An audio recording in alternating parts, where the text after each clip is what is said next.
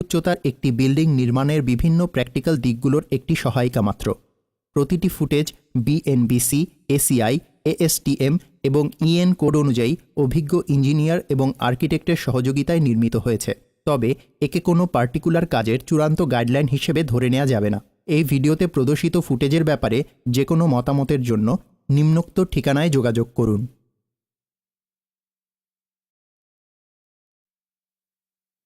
যখন কোনো ফাউন্ডেশনের ডেপথ ও উইডথের রেশিও 4 অপেক্ষা বেশি হয় তখন তাকে ডিপ ফাউন্ডেশন বলা হয়ে থাকে।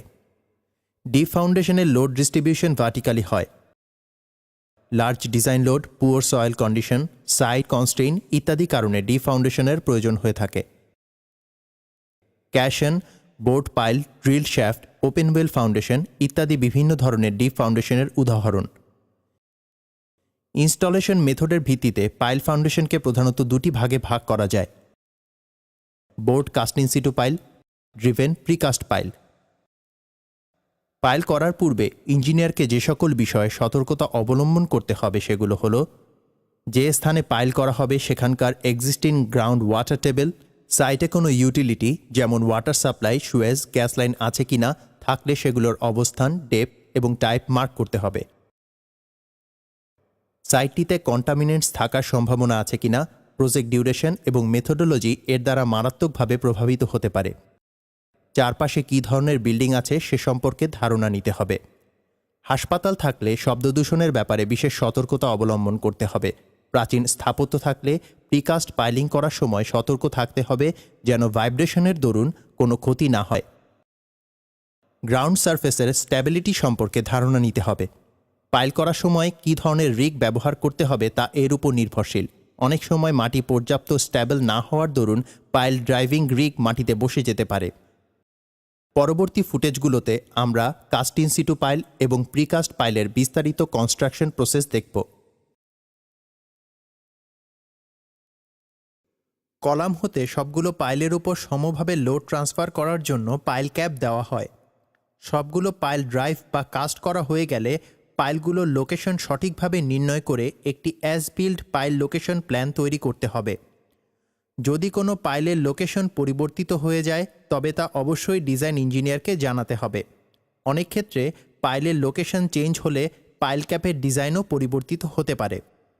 এখানে উল্লেখ্য যে পাইল ক্যাপের ভেতর পাইলগুলোকে ড্রয়িং অনুযায়ী একটি নির্দিষ্ট দূরত্ব পর্যন্ত ঢুকতে হবে, তবে প্রপার বন্ডিংয়ের জন্য পাইলের মাথা ভেঙে রেইনফোর্সমেন্টগুলোকে অবশ্যই পাইল ক্যাপের ভেতর পর্যাপ্ত দূরত্ব পর্যন্ত ঢুকিয়ে দিতে হবে।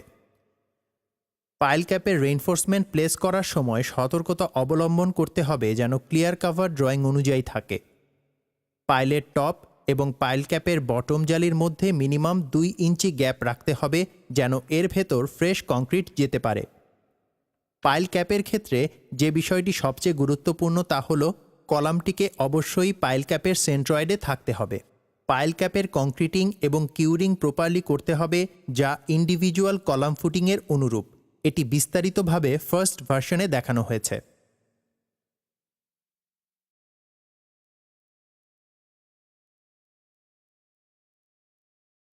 পাইলের ডিজাইন ক্যাপাসিটি পরীক্ষা করার জন্য সাইটে একটি টেস্ট পাইল করে লোড টেস্টের মাধ্যমে পরীক্ষা করে দেখা হয় পাইলটি প্রয়োজনীয় ভার বহনে সক্ষম কিনা। প্রথমে এস্টিমেটেড লোড অনুযায়ী সয়েল টেস্ট রিপোর্টের ভিত্তিতে পাইল ডিজাইন করা হয়। তারপর সেই ডিজাইন অনুযায়ী টেস্ট পাইল ড্রাইভ করে লোড টেস্ট করা হয় এবং ডিজাইন ক্যাপাসিটি নির্ণয় করে প্রয়োজনীয় কারেকশন করা হয়। যে কোনো ফাউন্ডেশনেরই দুইটা ক্রাইটেরিয়া ফুলফিল করতে হয়। তার ভিতরে একটা হচ্ছে what is the bearing capacity of the foundation, আর আরেকটা হচ্ছে এটার হচ্ছে সেটেলমেন্ট ক্রাইটেরিয়া থেকে এটার ক্যাপাসিটিটা কত আসবে। তো এখানে যে আমরা পাইল লোড টেস্ট করতেছি এটার উদ্দেশ্য হচ্ছে ডিজাইন থেকে যে সেটেলমেন্টটা বলে দিয়েছে যে এই সেটেলমেন্টের বেশি আমরা হতে দিব না এই লোডে, সেটাই আমরা এই লোড টেস্ট দিয়ে আমরা কনফার্ম করার ব্যবস্থা নিয়েছি। সাইটের যে স্থানে সয়েল কন্ডিশন সবচেয়ে খারাপ সেখানে টেস্ট পাইলটি করতে হবে। পাইলের কনস্ট্রাকশন অবশ্যই মূল পাইলের অনুরূপ হতে হবে। এরপর টেস্ট পাইলের উপর লোড দেওয়া শুরু করা হয়। এজন্য আমাদের দেশে সবচেয়ে প্রচলিত পদ্ধতি হলো অ্যাঙ্কর মেথড। এ পদ্ধতিতে খরচ কম হলেও এটি অনেক সময় সাপেক্ষ। এখানে উল্লেখ্য যে ক্লে সয়েলের ক্ষেত্রে টেস্ট পাইল কনস্ট্রাকশনের মিনিমাম কয়েক সপ্তাহ পর লোড দেওয়া শুরু করতে হবে। যদি স্যান্ডের ভেতরে টেস্ট পাইল করা হয় তবে কয়েকদিন পর থেকেই লোড দেওয়া শুরু করা যাবে।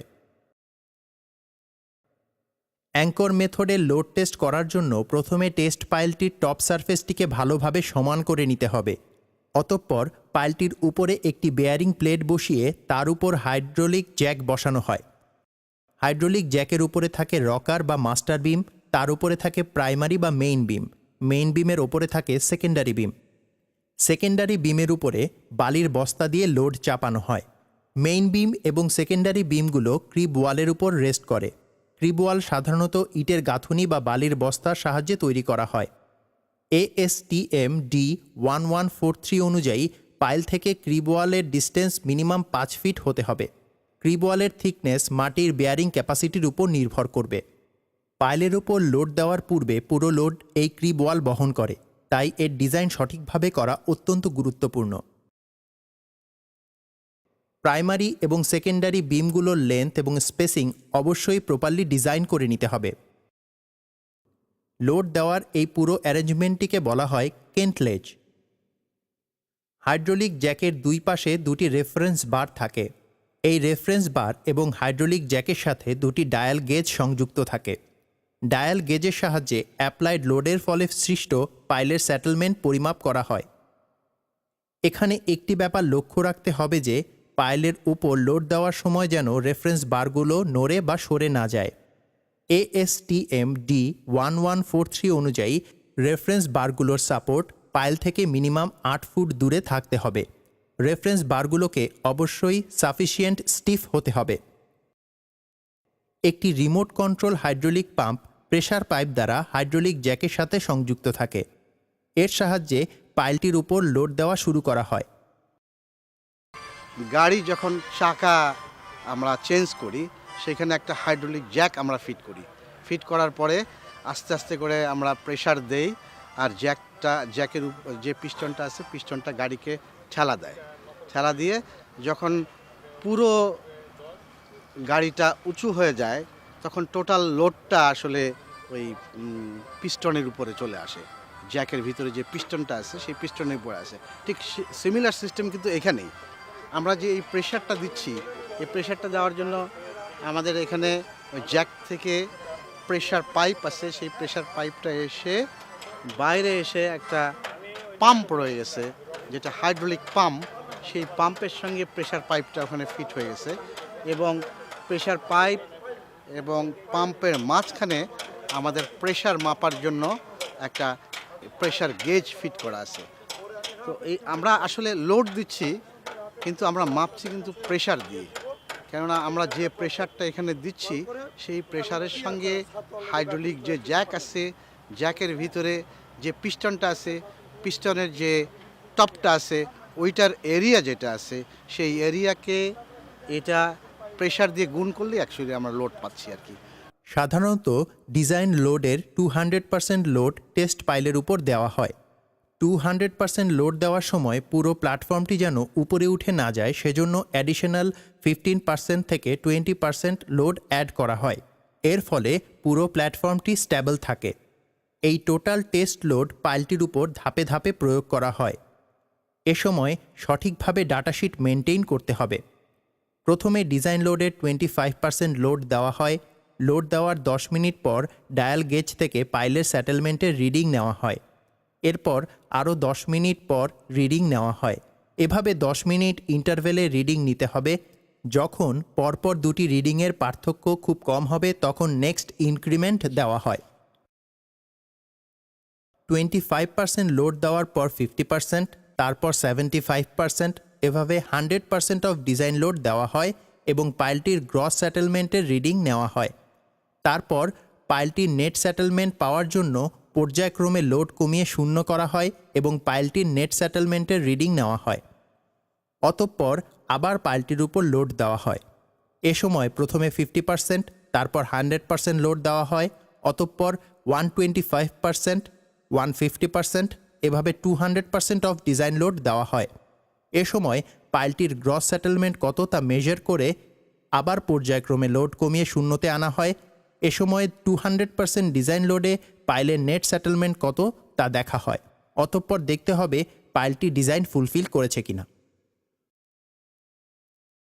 এমন হতে পারে যে পাইলটা 200% লোড দিয়েছে ঠিকই, কিন্তু সেটেলমেন্ট ডিজাইন ক্রাইটেরিয়া থেকে বেশি সেটেলমেন্ট হয়ে গেছে।